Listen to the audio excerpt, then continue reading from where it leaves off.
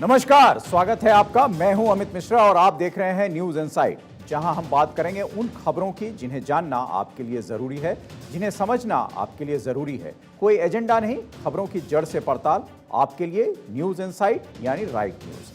तो आज हम विश्लेषण करेंगे राहुल गांधी की क्या कोर्ट के फैसले के बाद राहुल के मुश्किलें बढ़ने वाली हैं।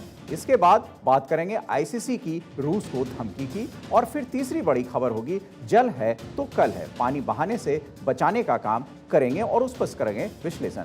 तो पहले बात करते हैं राहुल गांधी के आए कोर्ट के फैसले की। मोदी सरनेम पर टिप्पणी मामले में ये अब तक की सबसे बड़ी सजा है। 11 अप्रैल 2019 को बेंगलुरु की रैली में राहुल गांधी ने अपने भाषण के दौरान कहा था कि सभी चोरों का सरनेम मोदी क्यों। राहुल के इस विवादित बयान के खिलाफ बीजेपी विधायक और गुजरात के पूर्व मंत्री पूर्णेश मोदी ने सूरत में एक याचिका दायर की थी। राहुल ने यह टिप्पणी 2019 के आम चुनाव के पहले कर्नाटक के कोलार में आयोजित एक जनसभा में की थी। आज उसका फैसला आया है। जब फैसला आया तो राहुल गांधी कोर्ट में मौजूद थे। इस फैसले पर राहुल ने कहा कि मैंने किसी समुदाय को बदनाम करने के लिए बयान नहीं दिया था और न ही मैं किसी को कोई हानि पहुंचाना चाहता था। मैं सिर्फ भ्रष्टाचार को उजागर करना चाहता था। इस पूरी घटना में कोई घायल नहीं हुआ है, इससे किसी को कोई नुकसान नहीं पहुंचा है। मैंने राजनीतिक नेता की हैसियत से बयान दिया था। भ्रष्टाचार पर बोलना मेरी जिम्मेदारी है। मैं कोर्ट से माफी नहीं मांगूंगा। मुझे कोर्ट से दया नहीं चाहिए। मैंने अपना फर्ज निभाया। इसके बाद कोर्ट ने उन्हें आईपीसी की धारा 500 के तहत दोषी करार दिया और राहुल को 2 साल की सजा और 15,000 का जुर्माना लगाया और सजा को 30 दिन के लिए स्थगित कर दिया ताकि राहुल ऊपरी अदालत में जा सकें। अब हम आपको बताते हैं जो आपको किसी और ने नहीं बताया होगा। हम बात करेंगे वो जिसे जानना आपके लिए जरूरी है कि क्या राहुल गांधी की सदस्यता जाएगी या बच जाएगी। जुलाई 2013 में सुप्रीम कोर्ट ने कहा था कि अदालतों में 2 साल या उससे ज्यादा की सजा पाए जनप्रतिनिधियों, विधायकों, सांसदों की सदस्यता रद्द की दी जाएगी। इसी आदेश में सुप्रीम कोर्ट ने स्पष्ट किया था कि जो सांसद या विधायक सजा को ऊपरी अदालत में चैलेंज करेंगे, उन पर सदस्यता रद्द करने का आदेश लागू नहीं होगा। राहुल गांधी को आईपीसी की धारा 500 के तहत दोषी करार दिया गया है। उनके वकील ने कोर्ट में कहा कि हम फैसले के खिलाफ ऊपरी अदालत जाएंगे। हायर कोर्ट में अपील करने के लिए राहुल गांधी के पास 30 दिन का वक्त है। रिप्रेजेंटेशन ऑफ पीपल्स एक्ट 1951 के सेक्शन 8(3) के मुताबिक 2 साल की सजा होने के बाद टेक्निकली राहुल गांधी की सदस्यता जा सकती है, बशर्ते ये सजा सुप्रीम कोर्ट से भी बरकरार रहे। यदि सुप्रीम कोर्ट से भी सजा बरकरार रहती है तो राहुल गांधी की संसद से सदस्यता भी जा सकती है।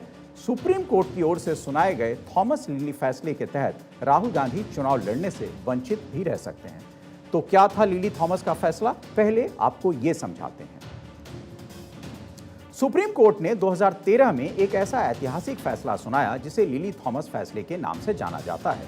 इसके मुताबिक किसी भी जनप्रतिनिधि को किसी भी मामले में यदि 2 साल या उससे ज्यादा की सजा मिलती है तो उसकी सदस्यता तत्काल प्रभाव से रद्द मानी जाएगी। खास बात यह है कि यदि कोई प्रतिनिधि 2 साल की सजा पूरी करता है तो सजा पूरी करने वाली तारीख से अगले 6 साल तक वह किसी भी चुनाव में दावेदारी नहीं कर सकता, यानी कि कानूनन उसे चुनाव से वंचित रखा जाएगा।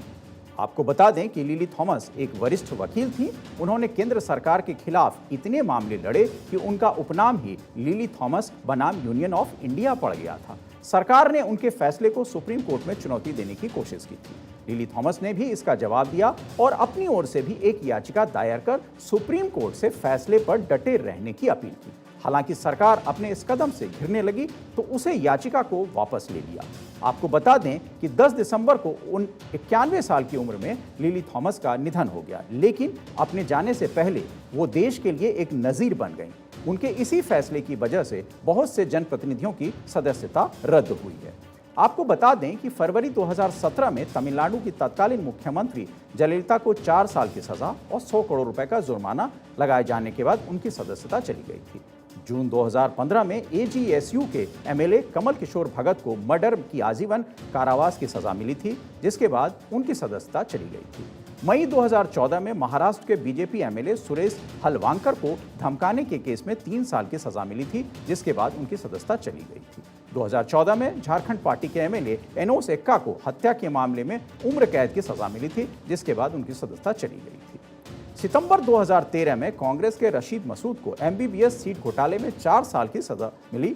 सितंबर 2013 में लालू यादव को चारा घोटाले के आरोप में 5 साल की सजा मिली और उनकी भी सदस्यता चली गई, जिस कारण वो कोई चुनाव नहीं लड़ सकते हैं। आज जिस तरह से राहुल की सदस्यता पर तलवार लटक रही है, वैसे 1977 में इंदिरा गांधी की सदस्यता पर भी हुई थी और उनकी सदस्यता चली गई थी, जिस वजह से इंदिरा गांधी 2 महीने तक सदमे की हालत में रही थी। इंदिरा गांधी के खिलाफ अपने कार्यकाल में सरकारी अफसरों का अपमान करने और पद के दुरुपयोग के मामले में खुद तत्कालीन प्रधानमंत्री मोरारजी देसाई ने प्रस्ताव पेश किया था और 1977 में लोकसभा में एक प्रस्ताव पास कर उनकी सदस्यता छीन ली गई थी। उत्तर प्रदेश के आजम खान को भड़काऊ भाषण देने के मामले में दोषी ठहराने और 3 साल की जेल की सजा सुनाए जाने के बाद यूपी विधानसभा से उनकी भी सदस्यता चली गई थी और उन्हें अयोग्य ठहरा दिया गया था। लेकिन हम बात कर रहे थे राहुल गांधी की, तो क्या राहुल गांधी भी यदि सेशन कोर्ट में भी माफी नहीं मांगते हैं और वहां से ये मामला सुप्रीम कोर्ट तक जाता है और वहां भी राहुल अपने स्टैंड पर कायम रहते हैं, तो क्या उनकी सदस्यता भी जा सकती है? कोर्ट ये मानता है कि निचली अदालत के आदेश अगर सही हैं तो कोर्ट ऊपरी कोर्ट राहुल की सदस्यता ले सकती है। तो बात राहुल गांधी के आज के सजा के ऊपर। राहुल गांधी ऐसा नहीं है कि पहले किसी मामले में सजा उनको मिली है और वो कोर्ट तक नहीं गए हैं। ऐसे 7 मामले हैं जिनमें राहुल कोर्ट का चक्कर लगा चुके हैं। तो अब इस मामले में जो सजा आई है उस पर राजनीति होना लाजमी है और कई नेताओं ने तो संसद का दरवाजा भी खटखटा दिया है। लोकसभा अध्यक्ष को इस मामले में हस्तक्षेप करने के लिए कहा जा रहा है।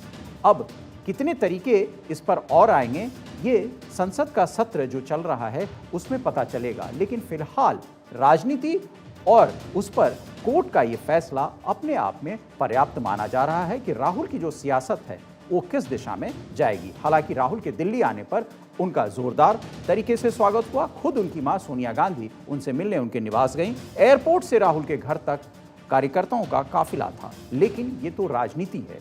अब सवाल ये है कि कैसे आप कोर्ट पर सवाल खड़े करेंगे, क्योंकि राहुल अपनी आदतों के जरिए हमेशा कोर्ट जा रहे हैं, जो सरकार और भारतीय जनता पार्टी कहती आ रही है। लेकिन कल को इस बात पर राजनीति विपक्ष भी करेगा और खास तौर से आपने देखा अरविंद केजरीवाल ने इस मामले में जल्द से जल्द ट्वीट कर दिया। तेजस्वी यादव का भी ट्वीट आ गया। यानी राहुल के पक्ष में विपक्ष लामबंद है, तो सत्ता पक्ष इसे कैसे भुनाएगा, इसे भी हमें देखना पड़ेगा।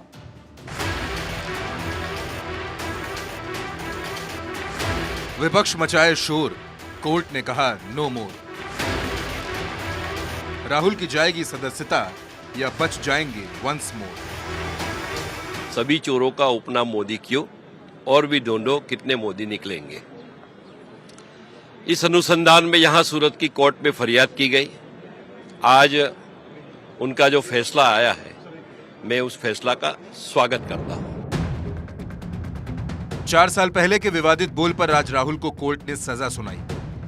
राहुल गांधी ने प्रधानमंत्री मोदी पर निशाना साधते हुए सारे मोदी समाज पर ही निशाना साध दिया था, जिसके बाद बीजेपी नेता ने राहुल के खिलाफ याचिका दायर की थी। आज उसका फैसला आया और राहुल को 2 साल की सजा और 15,000 का जुर्माना लगाया गया। सजा को 30 दिन के लिए स्थगित कर दिया गया ताकि राहुल ऊपरी अदालत में जा सके। कोर्ट से बाहर आने पर राहुल के समर्थन में कांग्रेस कार्यकर्ताओं का हुजूम खड़ा था। कांग्रेस कार्यकर्ताओं ने सारे देश में राहुल के लिए माहौल बनाना शुरू कर दिया।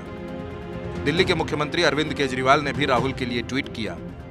कांग्रेस के कद्दावर नेता राहुल से मिल रहे हैं। पूर्व गृह मंत्री पी चिदंबरम भी राहुल गांधी से मिलने उनके घर पहुंचे।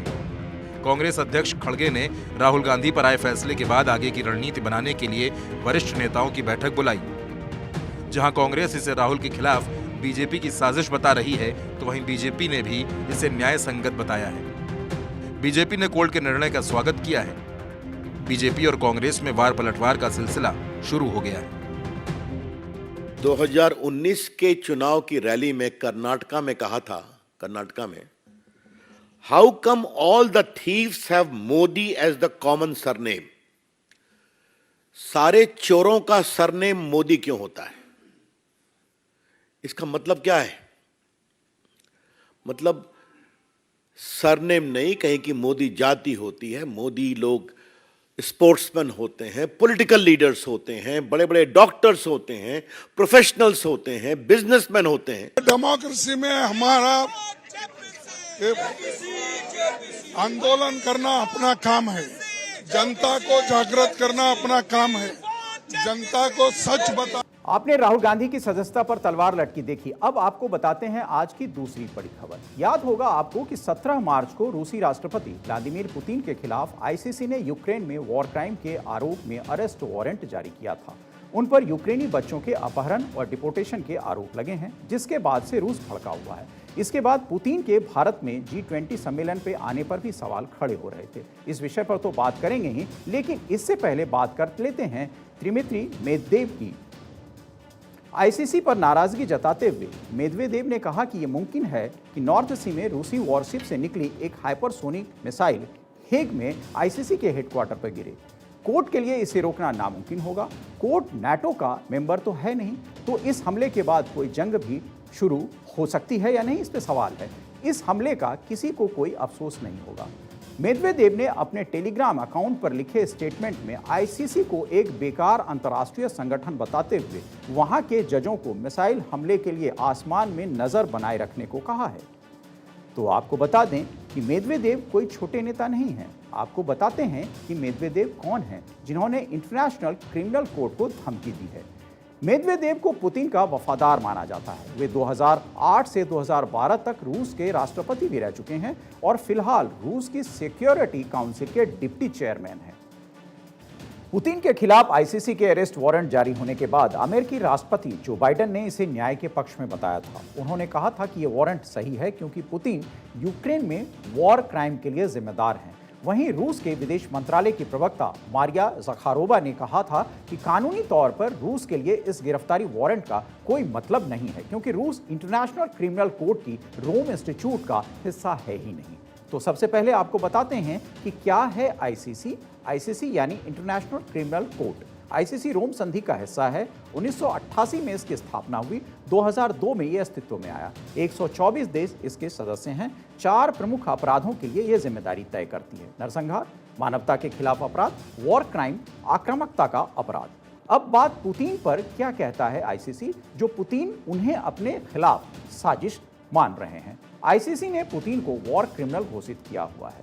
वॉर क्राइम का मतलब युद्ध के नियमों का उल्लंघन होता है। पुतिन पर यूक्रेन के 16,226 बच्चों के अपहरण का आरोप लगा है। तो अब बात आईसीसी के फैसले पर रूस क्या कहता है। रूस का कहना है कि उसके लिए इस गिरफ्तारी वारंट का कोई मतलब नहीं है। रूस इंटरनेशनल क्रिमिनल कोर्ट की रोम इंस्टीट्यूट का हिस्सा है ही नहीं, इसलिए उससे कोई फर्क नहीं पड़ता। कोर्ट का फैसला 124 सदस्य देशों के लिए बाध्यकारी है। पुतिन इन 124 देशों की यात्रा नहीं कर सकेंगे, इसके कहने का कोई औचित्य नहीं है, क्योंकि पुतिन पहले से ही इन देशों में नहीं जा रहे हैं। अब बात की क्या इस फैसले से पुतिन के भारत में G20 सम्मेलन में भाग लेने से पहले भारत पर दबाव पड़ेगा, क्योंकि G20 देश भारत को पुतिन के खिलाफ कार्रवाई करने के लिए कहेंगे, क्योंकि उनमें से ज्यादातर देश नाटो के सदस्य हैं और नाटो के देश हैं। और G20 देश पुतिन से मंच साझा करने से बचेंगे, जो भारत के लिए असहज होगा। भारत को G20 देशों के प्रमुखों को आसानी से समझाना पड़ेगा, क्योंकि वो सब मिलकर पुतिन पर कार्रवाई का दबाव बनाएंगे। रूसी विदेश मंत्री के शामिल होने पर G20 देशों ने भारत पर दबाव बनाया था, लेकिन यदि भारत ने यहां सबको मैनेज कर लिया तो भारत की दुनिया में धाक बढ़ जाएगी। पुतिन और दुश्मन देशों को एक साथ लाना बहुत बड़ा काम होगा। दुश्मनों को एक मंच पर लाने में सफल होने पर मोदी का कद और बढ़ेगा। विदेश मंत्रियों को एक मंच पर पहले भी ला चुका है भारत। G20 की बैठक में रूसी विदेश मंत्री सरगई लावरोव भी शामिल हुए थे, और ये भारत सिद्ध कर चुका है कि एक मंच पर उन्हें कैसे लाया जा सकता है। तो ये बात थी रूसी राष्ट्रपति पुतिन पर आए संकट की। तो ये आपने देखी हमारी आज की खास पेशकश। उम्मीद है आपको पसंद आई होगी। हमारी ये इनसाइट रिपोर्ट जो होती है वो खबरों के पीछे की खबर हम लाने की कोशिश करते हैं। खबरों में बने रहने के लिए देखिए भारत 24।